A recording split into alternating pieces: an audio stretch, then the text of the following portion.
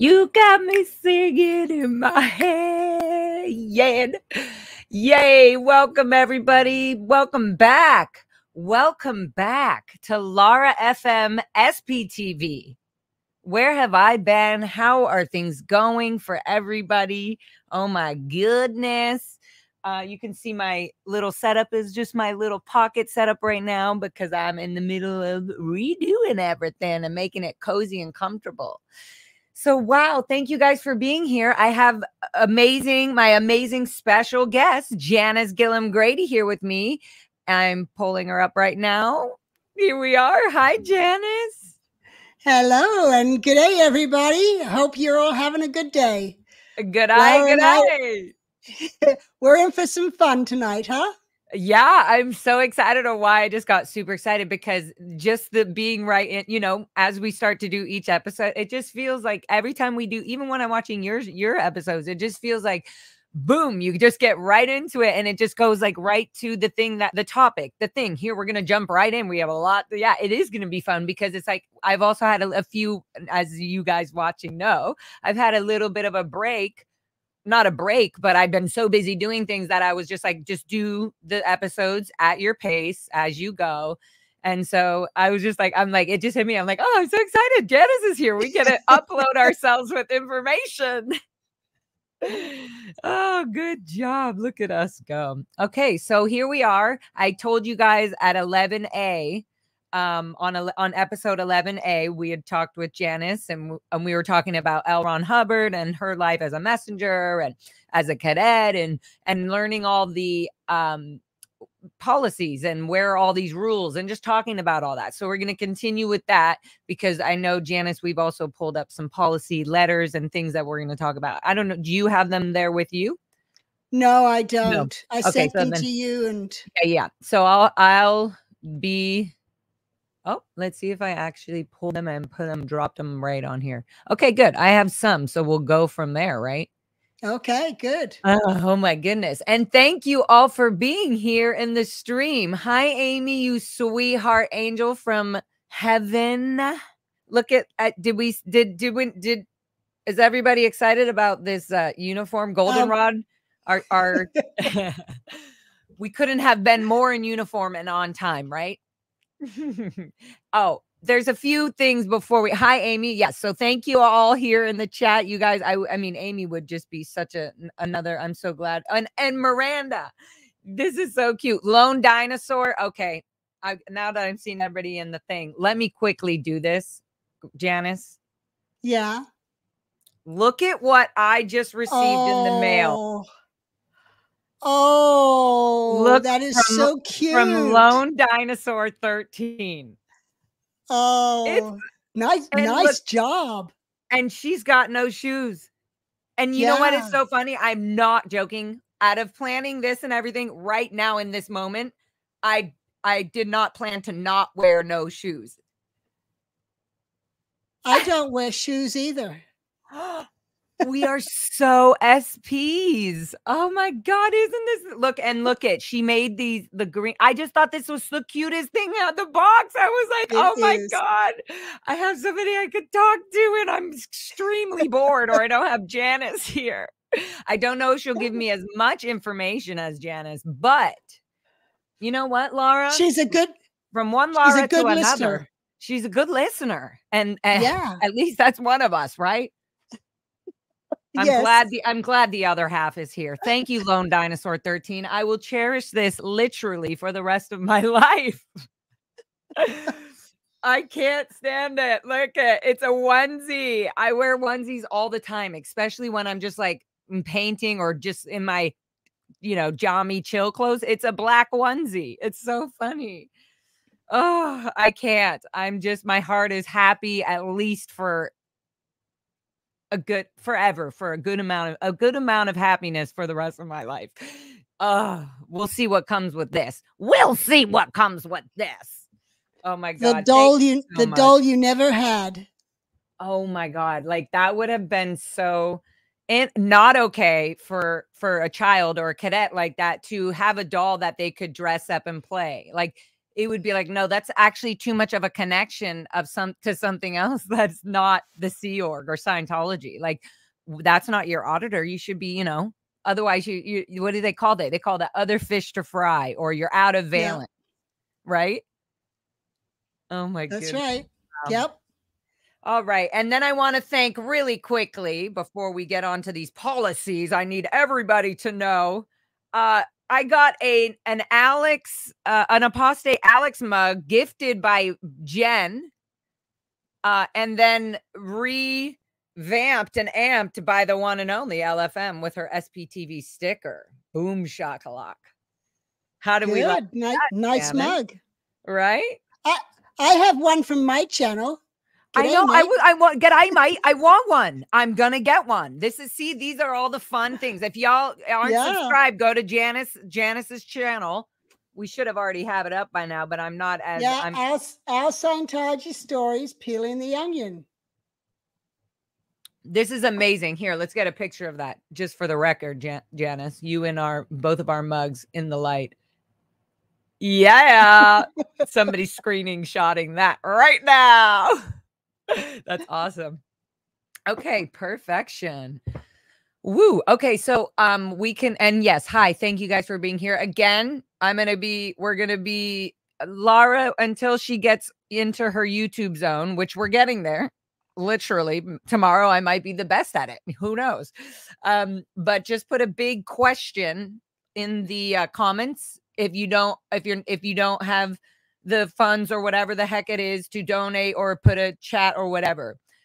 Just put a big question, and you can say Janis question or question Lara, whatever it is. I know that the questions come up, and if you leave it there, we can see it faster. So maybe Janis or I can jump in even during what we're talking about and kind of just, catch the questions as we go. That might, we'll see how well I do. I bet you Janis is a lot better at this than me. There is a question up there right now. Little girls weren't allowed to have dolls or toys. Ooh, here we are. Michelle R. Little girls weren't allowed to have dolls or toys. So first, let me answer that first part, because this is little girls. We were not little girls, remember, right? So we're cadets. We're training to be the future executives for Scientology. We're training to be the future executives of the Sea Org, who become the people running Scientology, right, Janis? Don't you agree? So as a child, you're not allowed to be a little girl. You're not a little girl.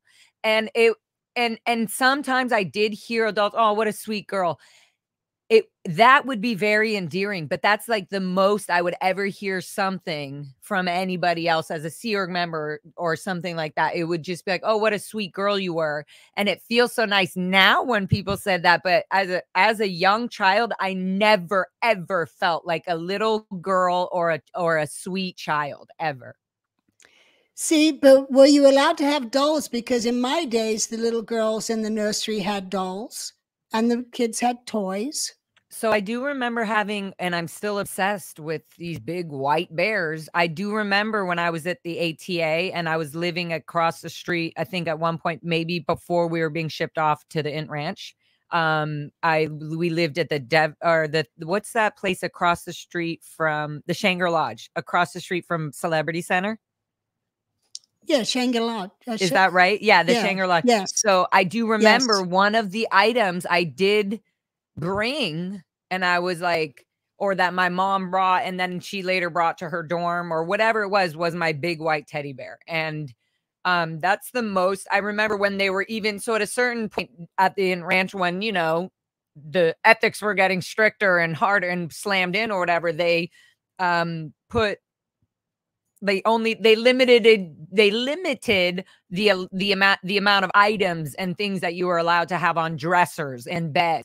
And so that was really hard, and really those were really sensitive times, because in my memory, because not only did I feel like, oh my God, I really have to let go of something that means so much to me. And at this point as a child, we only had like maybe five things that were sentimental to us. Because we're not really supposed to be being, it's okay to be in the valence of a child a little bit, but, get back on post. even as a young child, we didn't have this freedom. So this question to me is two parts. I mean, the answer is we weren't called little girls for sure at all. And we didn't even have that in our sweet little minds, you know, Right. or rebellious little minds, whatever they wanted to call us. And definitely if I did have a fucking toy like this and I was dressing her up with Madonna bras and high heels, which, oh, we are going to be making some outfits for you, honey. Welcome to the family. But it would be called out of valence. It would be like, oh, now this doll is distracting me from, because I'm sitting here and going, oh, I can put bows in her hair, or I can put little rocker gloves on, or I can put duct tape and make her look like she has a Madonna bra, which I literally got in so much trouble for doing, for making. Anyway, so yeah, this is why this is so precious to me as well. Thank you, Yeah. dinosaur. So sweet. But so I do want to say I notice a pattern, Janis, where there's certain things were allowed a little bit around your time working with L. Ron Hubbard and then growing up. I don't know if you noticed this, but did you not see certain things where like you were growing up and things slowly started to get pulled away and you got more and more Sea Org, you're an adult, knock off that, you're no longer, you know, a child anymore or whatever? Yeah, that did happen, but you got to remember I showed up at 11, not born into the Sea Org like you were. Okay. So when I showed up on the ship at 11, we pretty much had left everything behind in England, all of our games and our dolls and things like that. And it was a whole new start. So we didn't have anything. You see, so when you say it was a whole new start, then you were, at that point, dolls weren't even in your thing, right? No. It wasn't even on your radar. It wasn't like that. No, you're now clearing a planet. You're now running for one of the most superior men, or, you know, of the world. That's what we think. Like, this guy's got the answers. Yeah, in my world, I was now washing dishes. And when I left England, I thought I didn't have to wash dishes anymore. I was done with that for a family of 4 because my mom was gone. There's my brother, sister, and I, and our dad. And I hated washing dishes. And so when we heard we were going to go join Mom, it was like, yay, no more dishes. Well, then we arrive on the ship and Terry and I are assigned as dishwashers and my brother's a pot washer.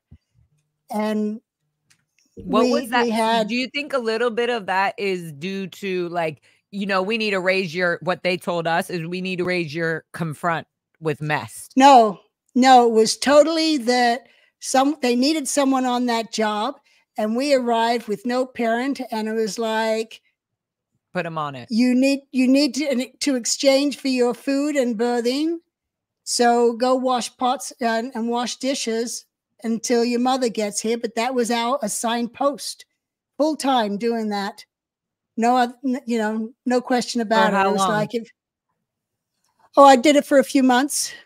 And then I managed to get myself. What do you do? What are you thinking when you get there? What are you thinking when you get there and your fucking position is washing dishes? Well, do you have any, like, did you think, oh, I'm just going to get through this and then, and they're going to promote me to another post, right? No, I didn't even think of that. I just thought things will change when my mother finally gets back. Because goodness. And what happened with that? Let's remind people. 2 days before my brother, sister, and I arrived on the ship, and I was 11, my sister was 13, and my brother was 14. Our mother had sailed on the Avon River with Hubbard, and so we come looking for her, and she's not there. So that's where we're put down in the dormitories with these adults, and then we're told that we have to go work in exchange and wait until our mother came back. And so that's where we were all put in the galley. And we just did that. And my sister and I would get in trouble because we'd go on boat rides. If we went out to anchor, the guy running the launch back and forth to the dock was like, hey, you girls want to go for a boat ride? And we were like, sure, it's our lunchtime. So we go for a boat ride and we come back and we're now in liability. and because we'd gone without permission from our senior, And my understanding of liability was when I was at St. Hill, these people walking around with a gray rag on their arm and having to go and ask people for permission to rejoin the group. Yeah, can we explain that really quickly? I forgot about this, Janis, until I heard you talking about it in one of your episodes with somebody. I don't even remember. I totally forgot that the RPFers, even at the Int Ranch base and even down here at the PAC organization, they wear a gold band, a black band, and a white band, right? And so that's different. That they're all different, right? That's their status within the RPF. Okay, what's the gray rag?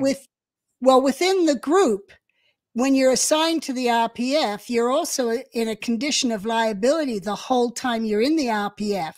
And then when you graduate, you've finished your amends and getting your case in shape. And that's when you can come back and ask everyone to rejoin the group.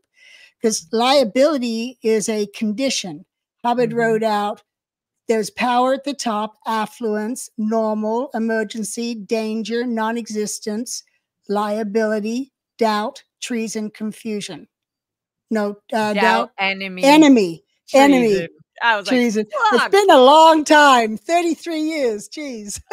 I was really impressed. I was like, wow, she nailed those all down. Yeah, so there's these conditions and you're assigned, you're in this state, basically. Right. That's what we mean by conditions. Right. And each condition, and each condition has steps you have to do in order to get upgraded from that condition to the next condition up. And so when you're in liability, you have to do 12 hours of amends, and you have to then go and ask everyone or the majority of the group to permission to rejoin the group. And then you come up to non-existence, and then you find out what's needed and wanted for you to get out of non-existence. And then you get upgraded to danger. And that's where you don't let other people bypass you, because that puts you in a danger condition. And then emergency, you have to promote to get into normal. And it keeps going from there. Yeah. So you're struggling to get out of these situations or states of beings by doing amends and heavy messed work, physical work, and whatever and so on. There's like whatever they need you to do, you're on it because you're in lower conditions or you're on the RPF or whatever it is. Right. Anyway, so the gray rags. Yeah. So if you're in liability, you have to wear a gray rag around your arm so that people can see you're in a condition of liability. Was it specifically a gray rag? Like a rag? Yes. A rag. Does a gray rag mean like we need to degrade you in front of everybody to show that you're in liability? Like a rag? Yes. Well, and even worse, if you were in doubt, you had to wear a chain around your wrist, a chain or handcuff. I forgot about this. Yes. And then treason was a black mark on the cheek. No. Yes. Oh my God. I didn't know. See, that's crazy. I mean, and I'm saying that's crazy. Isn't it all fucking crazy? Oh my goodness. It's so levels of craziness. Yeah. It's like, and then there's extremes and then they come back and then it's not, and then it goes back and some things you don't even realize are so fucking crazy. Unbelievable. Okay. So did we finish our little conversation? Oh yeah, about the dolls. So yes. Yeah. So did you have it where you were allowed to have a little bit of dolls, and then by the time you were old enough, 11, to go join the Sea Org or whatever it was, basically, then you were already out of. As a kid growing up in a home with a mother and a father, yeah, I had dolls. So you had them, and but they were still, your parents were Scientologists, right? Obviously, in the whole house, and that was surrounding you. Right. But we weren't in the Sea Org. It was when we packed up for the Sea Org that all my dolls were given away, or they were put in storage and then disappeared. Right. And do you remember that specifically? Do you remember them saying like, you won't need these anymore?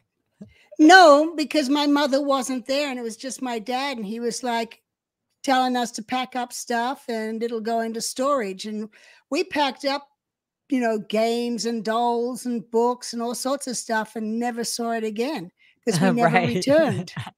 You know, we went off to a ship, never to return to England again, you know? That's so insane. And you were 11, you said? Yes. Yeah. Yeah. So 11. everything going was on the put in free winds. storage. Or no, Yeah, not the free winds. The Apollo. Yeah, the Apollo. The Royal Scotsman at the time. But everything was put in storage at a friend's place where they rented out rooms to other Scientologists. And when my mother went back there about a year later, everything was gone. You know, even our family photo albums were gone. So you don't know where those are still right now? Oh my God. No. You see, so it's kind of like once you sign that contract, it's like we own everything of yours. We even own your accounts. We know where you're sending money. We know if you're getting a little bit of money from stock markets or whatever the fuck. They know everything. Well, this was a different setup. As time went by, it became more of a frog put in water and it's slowly being boiled, you know, heating it up slowly, and you don't notice the change as the water's getting hotter and hotter. Which and it brings just me becomes normal. Right? That's exactly what I meant about the dolls. It's at a certain point, you realize, or you don't realize, but over time, they slowly are saying, oh, okay, Lara, that's all you have now. That last little doll that we have now is your, you know, last little out of valence. You're almost done being a little child. So you need to go now. Let's get rid of that, you know? So it's like, right. Fine. They first let me go, you know, to the Inn Ranch with my sister with our white polka dot dresses. But how many times did we wear those? Once a year. After that, it was a New Year's event. Or if our grandmother came into town and was staying at Celebrity Center. Right. Like, yeah, well, that was us. Yeah. We had very few civilian clothes. Oh my God, Janis. So did you call them civvies as well when you were younger? Yes. So same things with L. Ron Hubbard's policies. So speaking of those, let's see what popped up. But when we moved to land, Mm-hmm. we were all in civvies. There was no more uniforms, and it was Miscavige who put that back in. When you moved to land, meaning La Quinta? No. When we moved to Clearwater, when we moved to Daytona from the ship, there was no more uniforms. When we moved to Clearwater, still no more uniforms. La Quinta, Hemet, no uniforms. We all just wore civilian clothes and we looked like normal people. But these, I feel like, are specifically people working for LRH, right? No, just all Sea Org members? Yes. Wow. And then Miscavige had a whole project done to get everybody uniformed. So, but the uniform is in the Welcome to the Sea Org book or whatever it is, right? Because when we were on the ship, we wore uniforms because we were on a ship. Okay. And then when we moved ashore, we weren't in uniforms because we weren't on a ship. Is it that simple, Janis? It's too simple. And but also people wearing, but even the people wearing the uniforms on the ship were made up fucking honors and right? Like L. Ron Hubbard, like that's what I'm saying. Yeah. Where did that uniform is so important. Uniform has been an important thing for group control and mind control, or even as an agreement, you know, like I'm in a band, we're all going to wear the same thing, or we're both goldenrodders, we're wearing our uniform. And I believe in the Sea Org, it's ethics image, because that, you know, you go on mission, you wear an officer uniform with a cap and a tie, and, you know, you got your braids or whatever, and just gives you more ethics presence when you show up. And in those days was when I remember Doreen Casey, my mother went on mission with her for international books, Boom International Books. Doreen Casey would show up in the org and she'd throw a knife into the bulletin board and say, the Sea Org is here. And my mother would run along behind her trying to calm people down and, you know, it's okay, dear, you know, let's just get the book sold. And, you know, my mother was a very gentle type of person. And she's not the, so she would kind of clean up Doreen's mess behind her and calm people down. Wow. Everybody, there's always somebody calming some executive down, you know? Yeah. Like there's a point, we already talked about this, where you were always like, felt like your feeling, your end feeling today is when you were working for L. Ron Hubbard or under his orders or whatever, you were definitely trying to just keep him happy and not, you know, fucking exploding over something. It could, and it could literally be anything. My cats and my dogs are playing. Yeah. I'm like, I think they're getting used to it. They're like, oh, she's on a live. I think they know what live means now. Because I'm like, guys, so I'm doing a live. Well, my boys, they're sleeping right now, but if there's going to be sound outside, they're going to wake up fast. Yeah. Yeah. And right when I said that, the little FOX, Fox just came by. So anywho, okay. So yeah.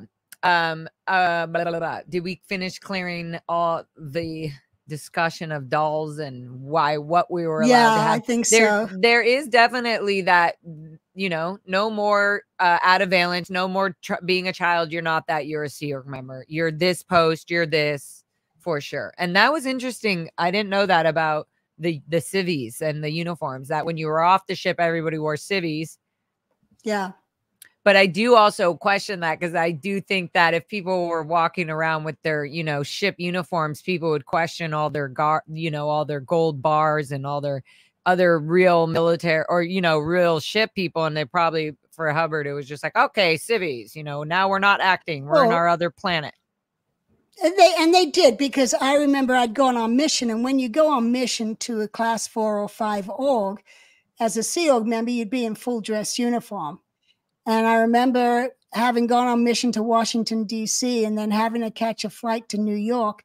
And we didn't have time to change. And I'm in the airport in a Sea Org uniform. And people started coming up and asking me directions around the airport or when the next flight was.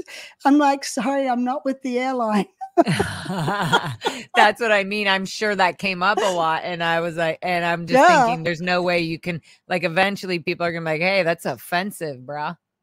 Like, you can't just be doing that. You can't be like walking around and I don't know, you know, for people who really have been through all sorts of whatever. Oh, yeah. Okay, I'm going to close all these. I'm looking at these policies. I'm like, which one should I bring up first? Okay. Which one shall I bring? If there's any questions, you can grab those, Janice, because I'm going to bring up some. We're going to move on over to the policy letters and you know, just some PAC, you know, PAC policy letters and FOs or EDs, whatever the frick you want to call them, technical bulletins. Yeah. So yeah, if y'all have any questions on anything we've been chatting or talking about before we get right into these policies, it's going to go deep. We can get deep in this hole, and we got about 30 minutes, I think, right, Janice? Yeah, I've only got 1 hour. Okay, so here I have, which one is there anyone that you specifically want to bring up? I know there's a lot of ATA stuff. I can't see anything. No, I'll bring them up. I have them. But there's like a few of them. Whatever you want. I don't know which ones you have. Okay, why don't we start with I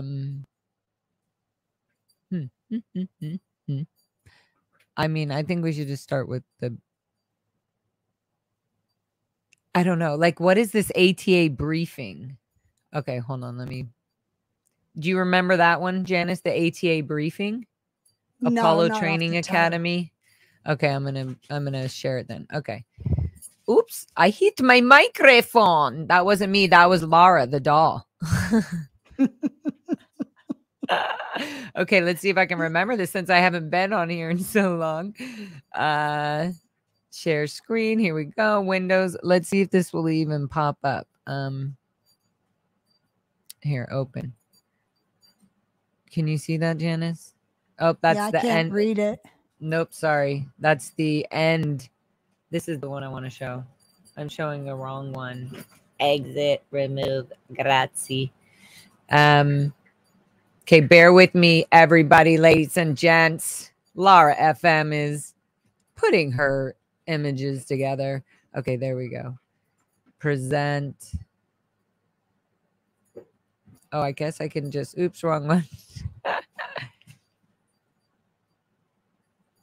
How do I don't remember how to exit that. Sorry, kids. Sorry, kids, we're getting things together. Oh, I guess I could just exit out of the actual image and that will close it. Okay, good. Good. Thank you. Present. Okay, so now they're basically what I'm going to show. There's many policies and they're just random, but they're all like random orders or like writings or something from L. Ron Hubbard, or written down or written for him that he apparently approved, right? That's supposed to be the way that goes. Yes.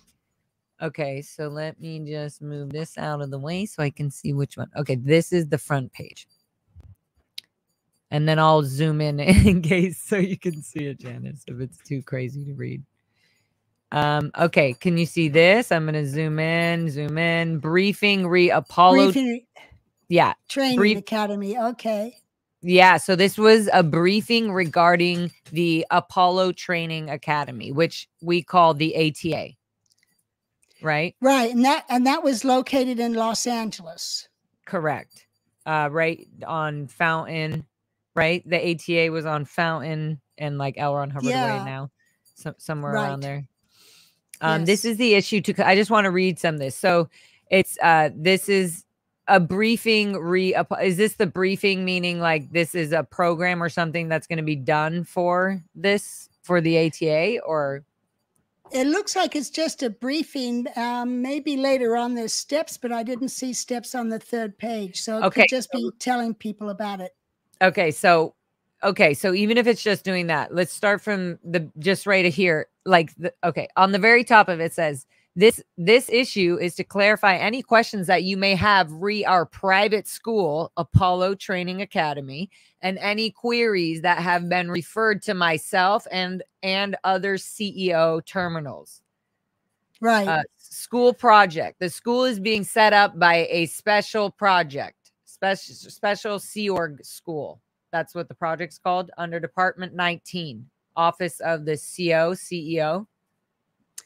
Yeah, that's the Central Estates Org. Oh, okay. I thought it was it's not Cadet. Cadet. Cadet no, Estates. Hang on. Was it not it wasn't a Cadet Estates group or something, or States Org? Yeah, it could have been. Boy. Somebody will answer it. We'll figure it out. Yeah, I don't remember on that. Okay, so I want to keep reading this. Once the school, I mean, I just got to put these quotes because it's just bullshit. Once the school is fully established, there's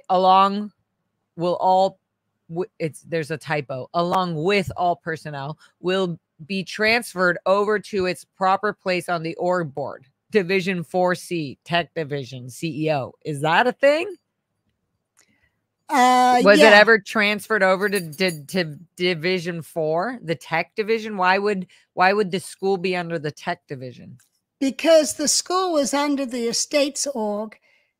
So that's probably the org board, that's technology. So they were trying to put it there as a school to teach the children something. Ah, okay. Yeah. The sort of the grooming, I would say, like, we're going to put them under this department so they know how to technically be trained, right? Right. See, this whole program was to try and get all the legalities in with the kids and get them going to a Scientology school themselves, not sending them to private school. Mm-hmm. And right. It was and I'll tell you, they always had problems with the PAC cadets. So, which is why Biddy was like, I'm not leaving my kids in LA, because it was such a mess for the kids. And you couldn't see your kids. That's why she then talked to Miscavige to get it moved up and set up the ranch.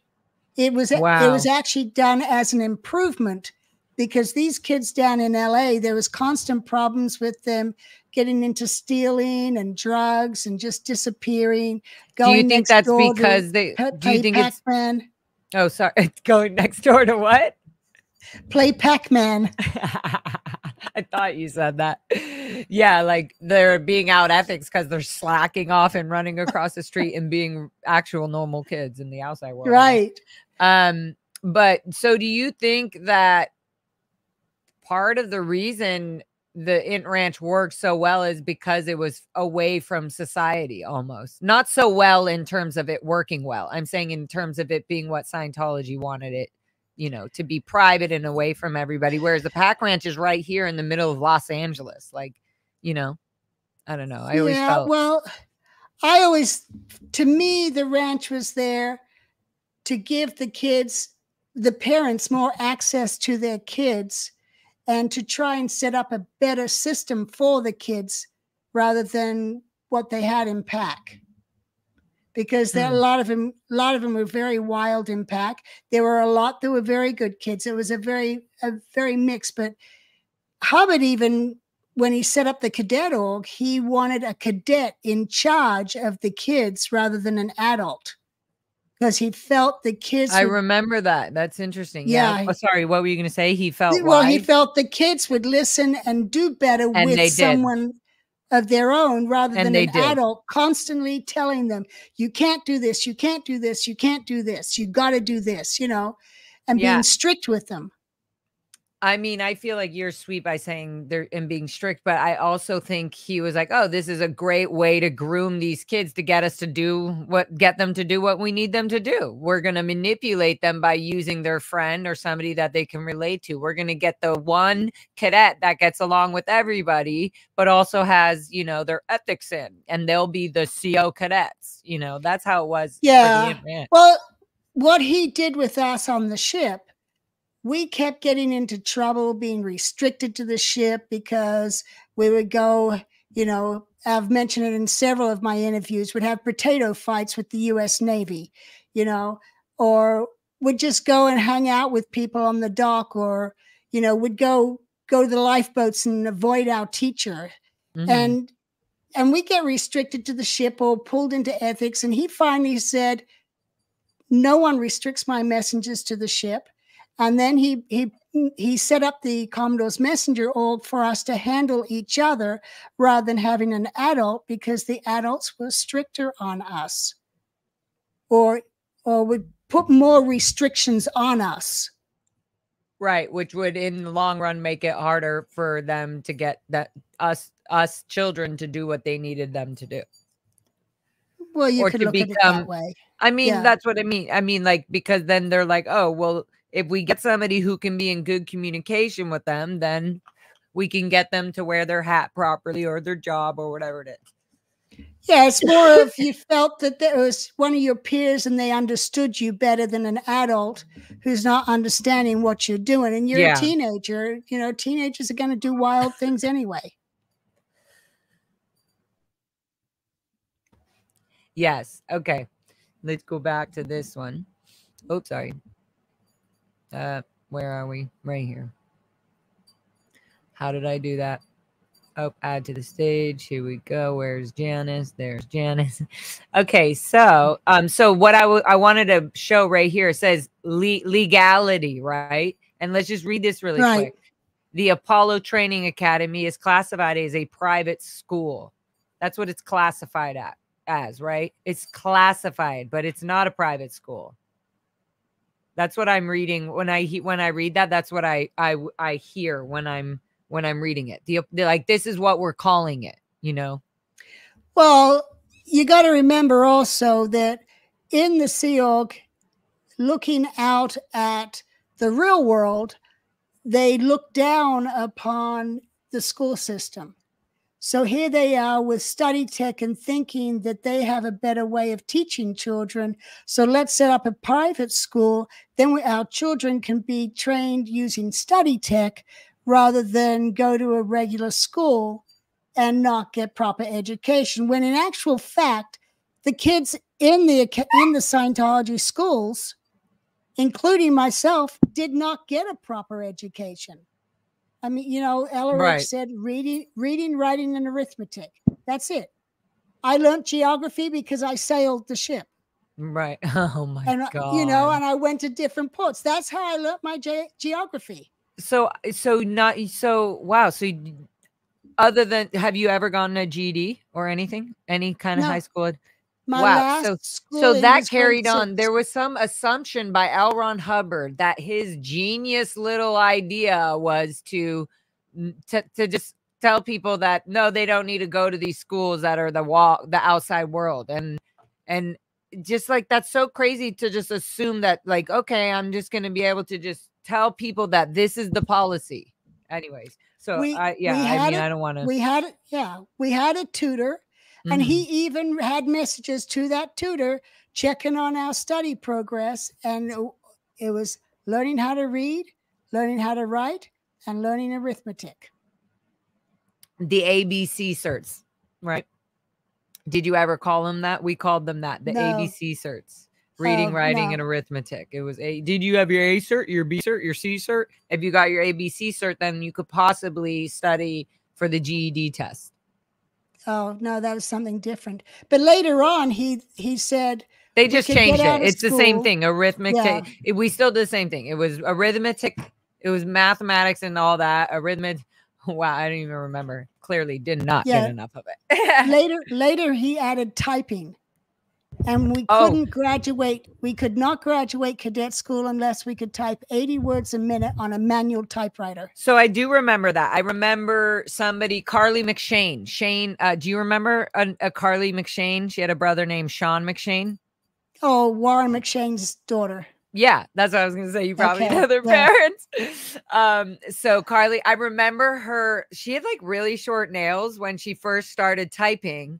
And then in that qual booth right next to security, Amy Scobie watching will be like, oh, I remember when the qual booth turned into, private dorms or whatever, or private hangout time, the humpity room. Anyways, but Carly McShane she was in the qual. Like she was like, she would write programs, or here's your cramming order for your, you only got 8, whatever it is, you only got 65% on the test, so, or whatever it was. But by the time she was done typing, her nails like had grown, like she needed them to like help her type, and she was typing like, I couldn't believe. I was like, wow.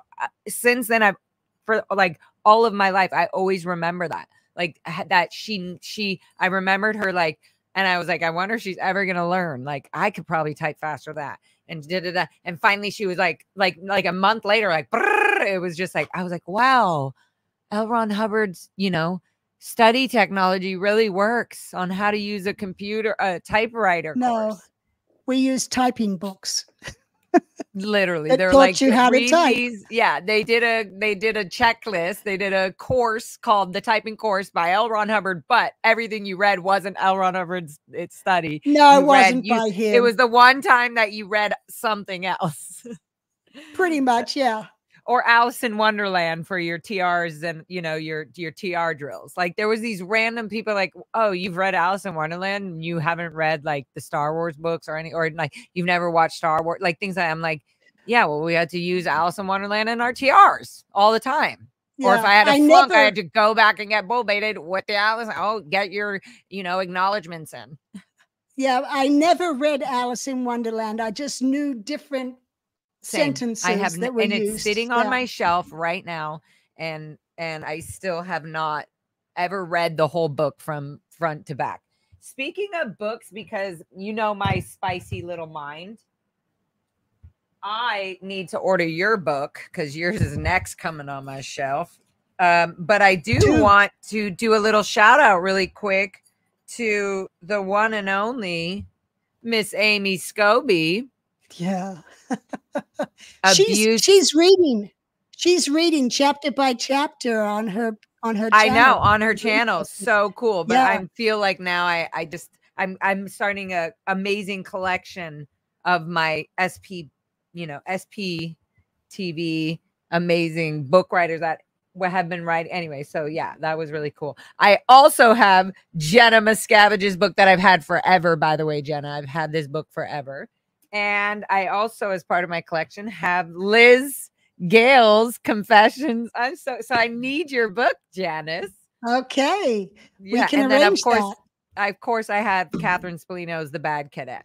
Yes. I have to get that one. I'm very interested in that. Yeah, and I'm interested in how you hear it in your head and how she wrote it and all that. That would be yeah. Maybe I should gift you the book. How about that?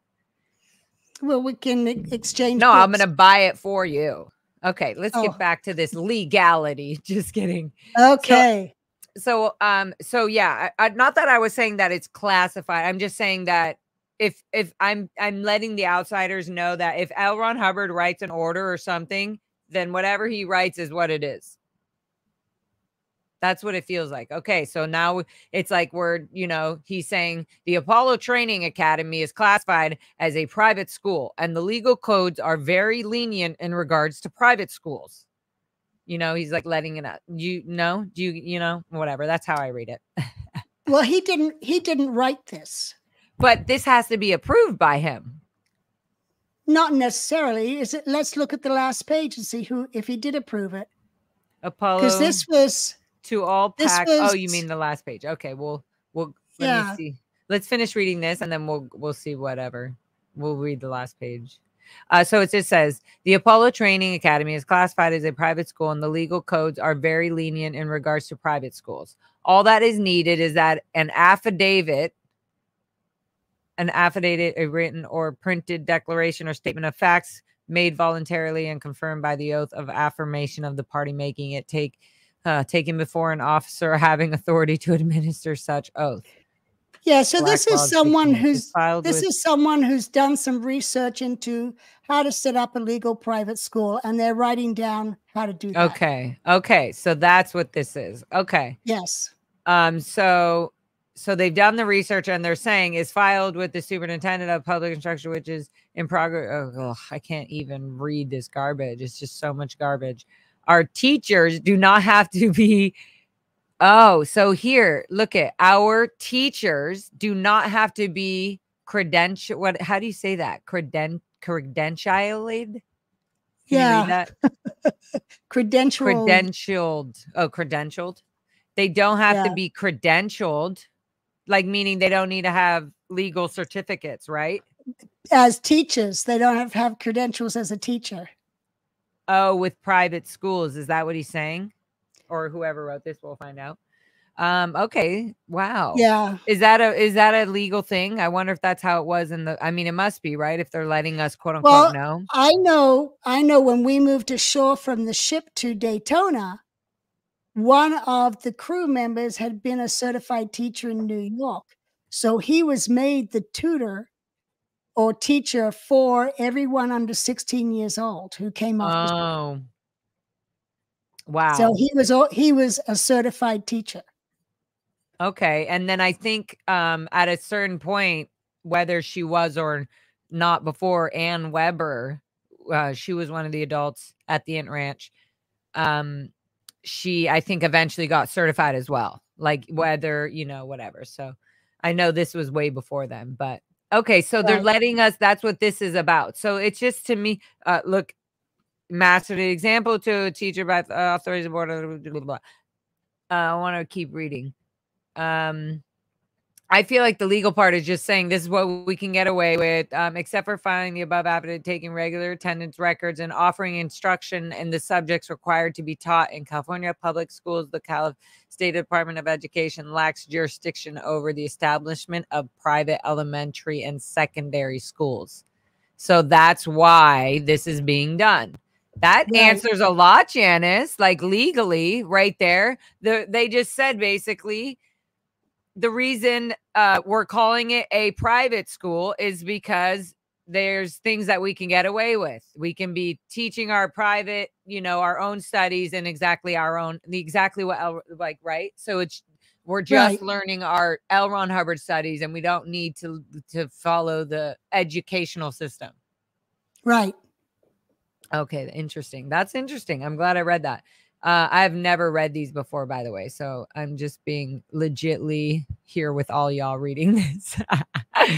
And we only have a few more. We got like 10 more minutes, and then we're going to quickly go through, not even during that 10 minutes, we're going to quickly go through questions, right?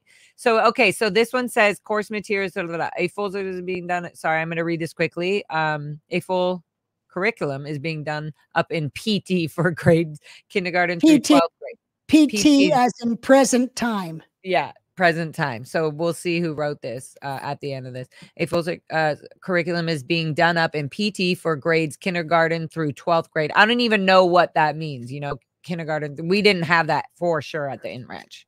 We did not have grades. We did not know what kindergarten. We didn't know like what. Oh, you just did check sheets. Yeah, it was just courses and check sheets and hurry up and do your math book 5. And if you're behind, it's kind of like, well, hurry up. And maybe if you're just not going to learn fast enough, then we'll just wait. You just basically do the studies as fast as you can or whatever. And once you turn 18, you'll be able to join Sea Org. So they didn't really care about the education. They were not there to teach you if you had some, you know, issue studying or whatever. Curriculum and course materials. So this is interesting. A full curriculum is being done, like, so and which obviously we have now seen happen to our future, right? From the kids going through whatever this curriculum is being built, right? Together for the cadets and for the young children of Scientology Sea Org members. Right, Janice? I'm just jibber jabber. Yes. And you know, this system was very screwed up. Because I remember hearing. Do you mean what system? Later, the educational system or L. Ron Hubbard's? No, how they did the education of the kids in PAC. Okay. Because yeah, it was screwed up. Yeah, there were kids who later on as adults, they end up leaving the Sea Org, and some of them couldn't even read or write. But they'd spent their whole life there. Yeah. Yeah. Crazy. And so then, and you wonder, like we talk about like the pack ranchers being more difficult or whatever. And then they had to make a new ranch and you're like, oh no, you know, Biddy was like, my kids can't stay down there. They need to be in something more ethical or upstat. Right. It just feels like, well, like, where's the care from the beginning? Because kids can feel that. They can feel if they're just led to be able to, like, they're not really putting my ethics in. I will go across the street and play Pokemon or whatever the fuck. I will go smoke a cigarette. Like, my parents aren't caring. Like, I'm trying to figure out, I guess I'm getting older. I'm becoming, I'm not a child. They keep telling me, you know, I'm a big cadet, you know what I mean? It just, there's so many mixed things. And so it's just, yeah. It just it connects a lot of dots because the pack ranch was always like told, like, you know, you're not as good as the Int Ranch, and the Int Ranch is more upset and da da da. And then the Int Ranch was just so fucked up and difficult and annoying. And there was like, we were finding joy in like really just abusive slavery, you know, controlled abusive situations. Right, we're finding fun in it, and it's like had nothing to do with the real world. Anyways, okay, let me read this really quickly before we perhaps jump off and answer questions before you go. So here, a full curriculum is being done in PT for grades for grades kindergarten through 12th grade, and will be issued shortly. Curriculum core. I'm not going to read all it. It will have the specific courses that each grade is required to take in order to graduate from a high school. So do you see? So they're setting it up so you can graduate from a high school, which means you can go get your GED later or diploma. Oh, sorry. I should just finish reading it here. So that each grade is required to take in order to graduate from high school with the required amount of credits needed to get a high school diploma. There is no law that states that you have to deliver all required courses each day, i.e. math period, science period, etc., which is and has been normal operation for public schools. So I feel like that's being said because that's an important thing. If people need to be having their own schedule, then they can do their schedule. They'll just have to get their own, you know, course time in or whatever for this specific, you know, I don't know, study. Trying to like there's no law that states that you have to deliver all required courses each day. Right. So you could do the different courses on different days. Right. So if you're taking too long on a math book, though, nobody's going to know that. They're not going to know how long you've been on chapter 9 for. Well, your supervisor should know, or your teacher. Yeah. And it would be the teacher's responsibility to make sure to help you get through what you don't understand. Right, which is that the requirement is that the children do the required courses for that year during the course of that year. Therefore, Right. we will be starting the readers on study course. Oh, okay. So this is an interesting thing. So there it says, therefore, we will be starting the readers on the study course. I wonder why they said readers. We will be starting The the readers. readers, all the kids who have to read. Right, but why didn't they say kids? That's what I mean. Why don't they say kids? The children. Yeah, There will be starting the readers on the study course. And that was learning how to learn course for younger kids, and the BSM, basic study manual, or student hat for older kids. And then once complete, they will do one academic course at a time, and any electives. Yep. Open to choice, not required, optional. What does that mean? So basically, they do one. What if they pick the elective? Oh, it can be elective means like they at their own choosing or something, like they can. Yes. Okay. Yes. Okay. So they can pick doing finance or math that's not what it says. Look what it says. It says they will do one academic course at a time and any electives. And then look what it says. They wish to take, which can include Scientology and Sea Studies. Anyway, so okay, yeah, that's just interesting.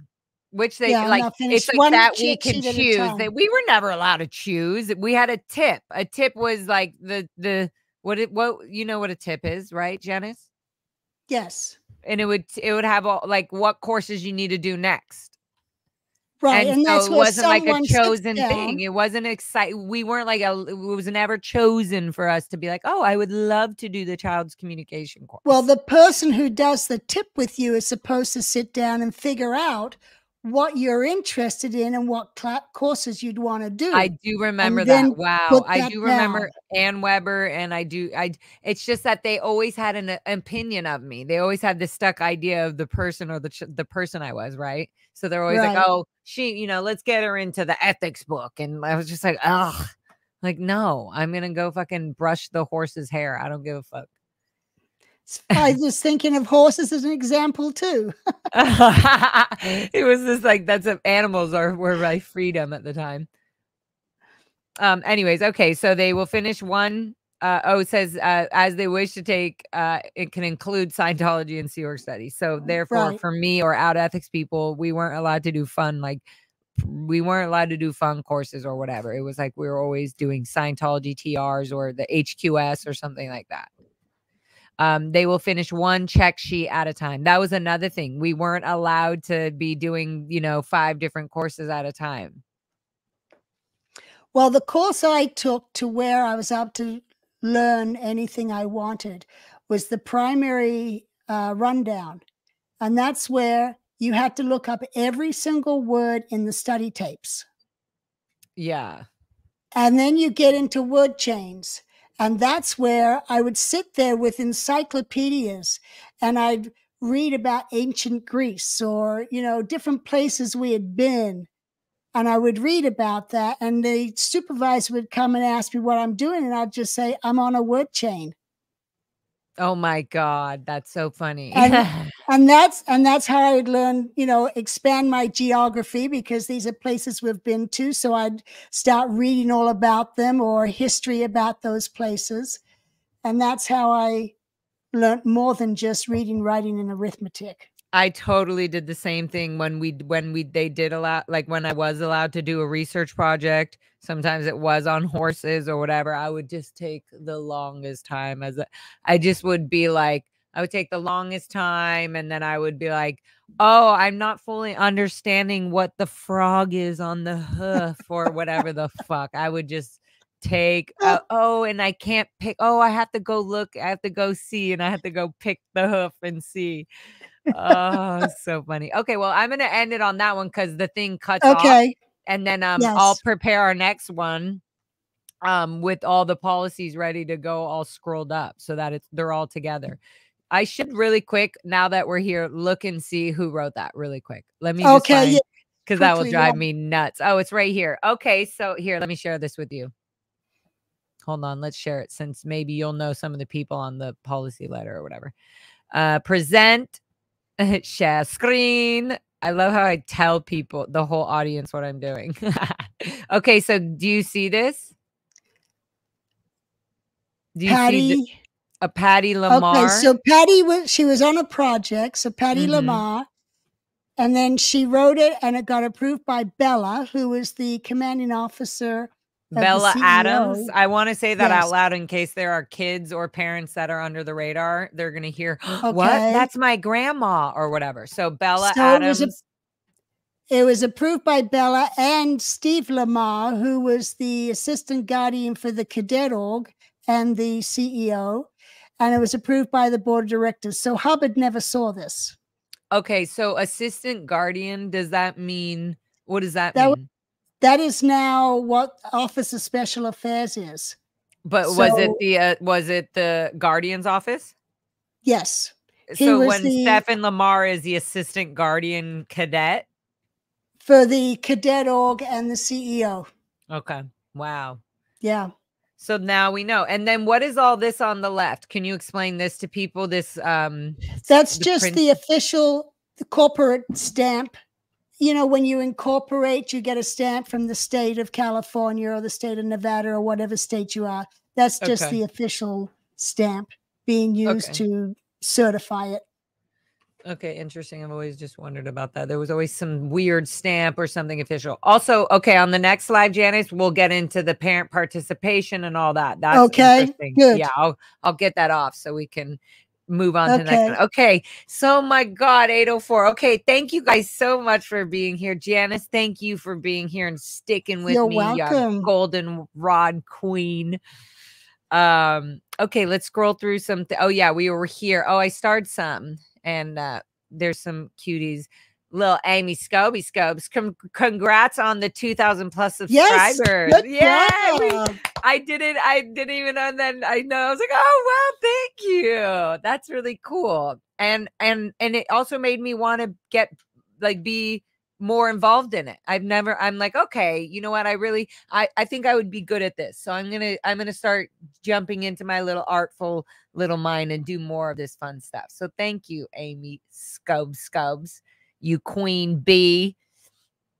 Miranda, so happy to see you again. Missed your sweet face, Lara. Thank you. Yeah, I was having all sorts of things go on.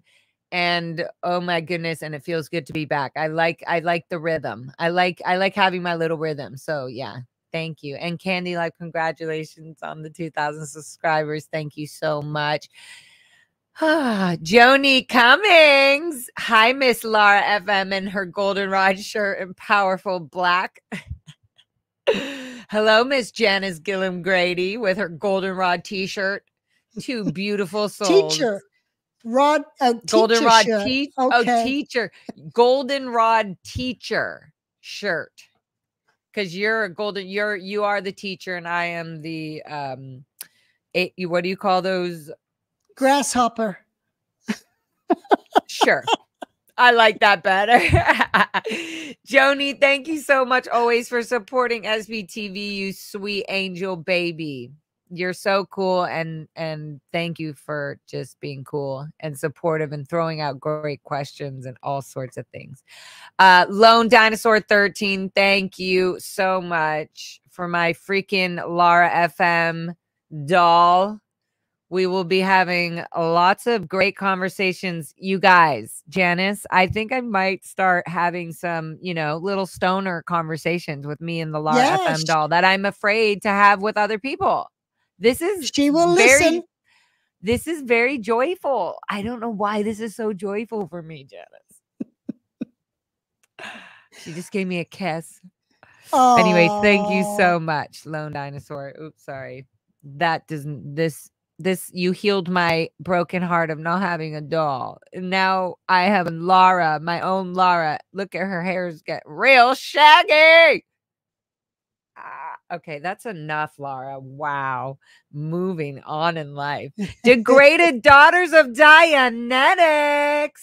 Hello, sweet angel babies. Oh my God, I miss you guys so much. I've been working like a mad woman.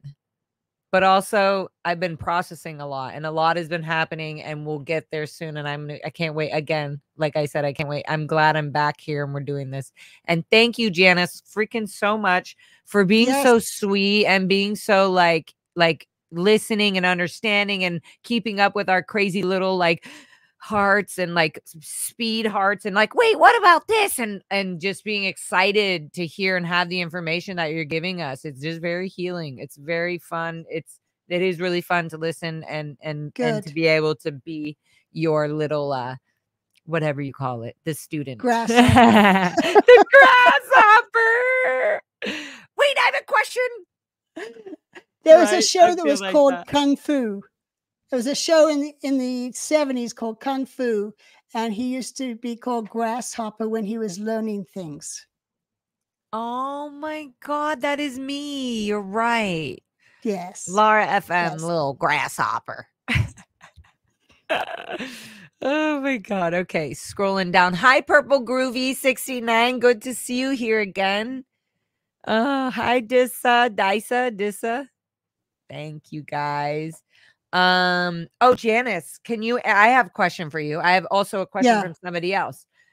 Would you can you please, somebody said, please quickly explain the why you would help dress L. Ron Hubbard as the messengers?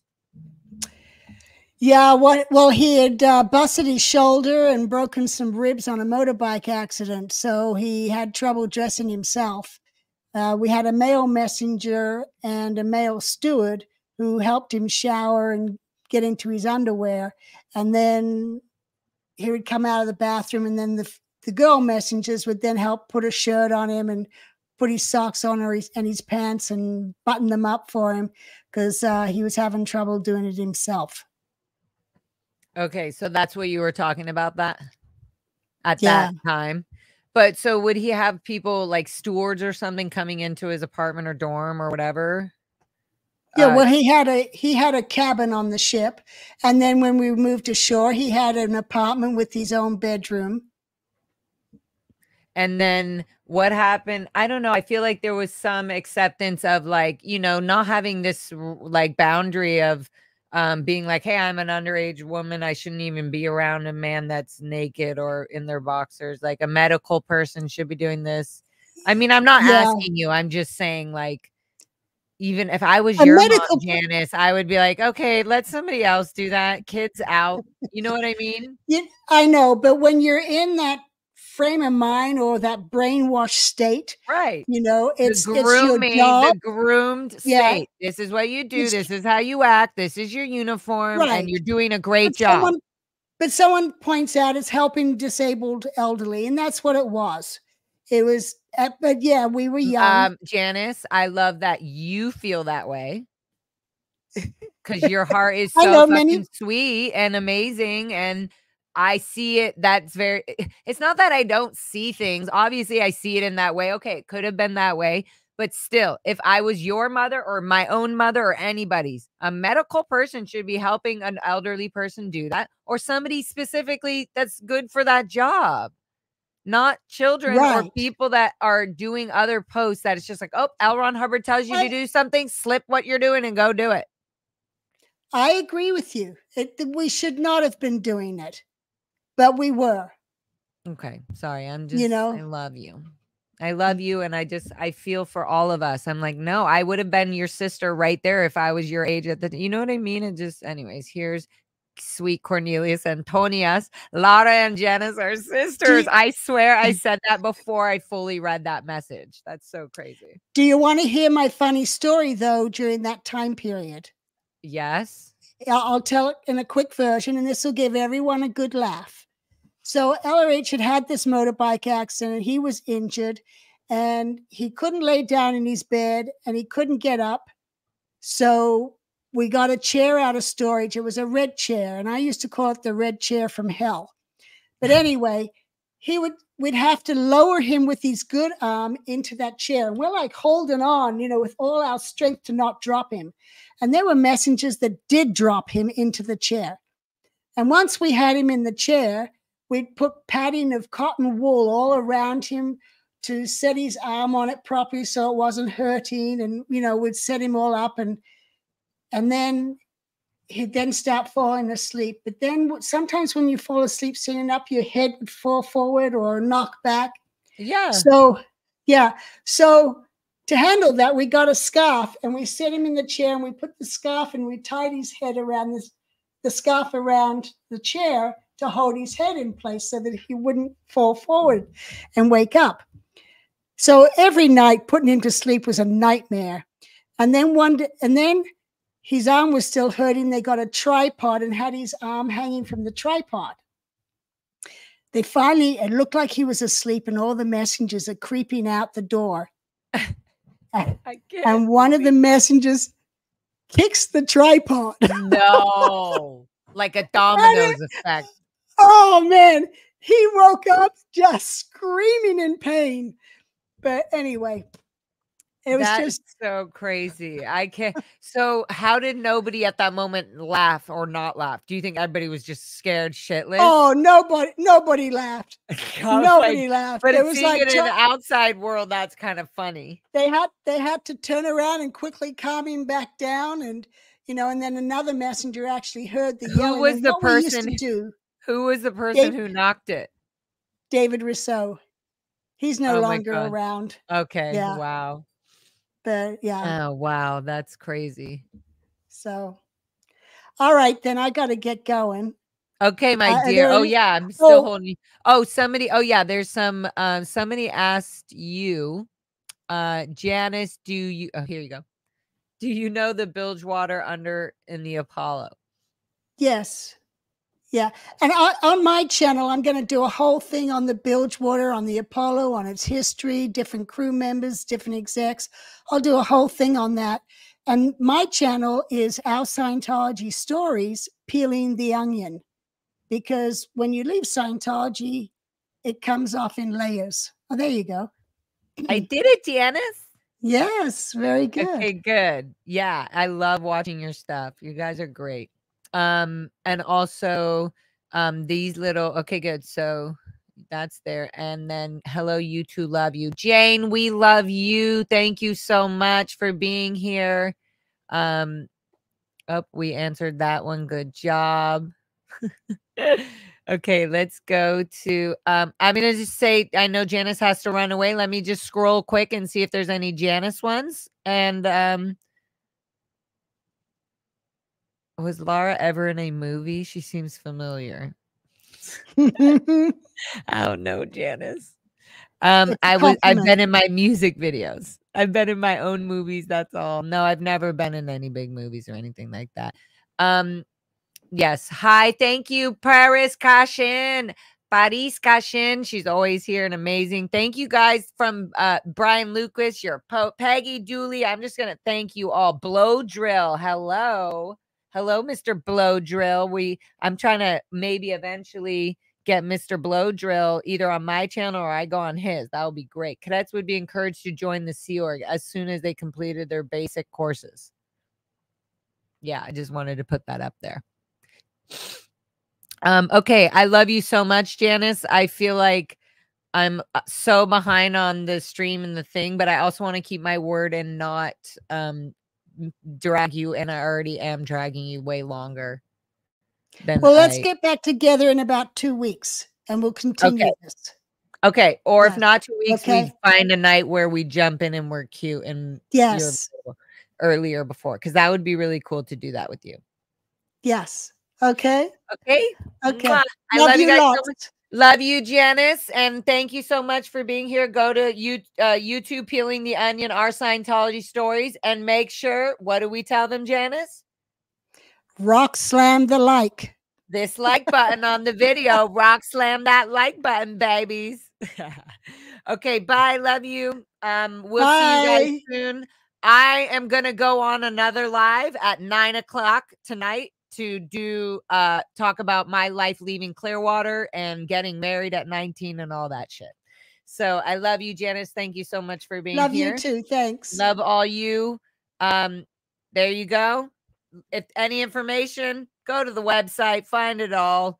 We'll see you soon. I'll see you guys soon for whoever's sticking around at 9 p.m. And here's our outro. Love you. Subscribe and like. Mwah.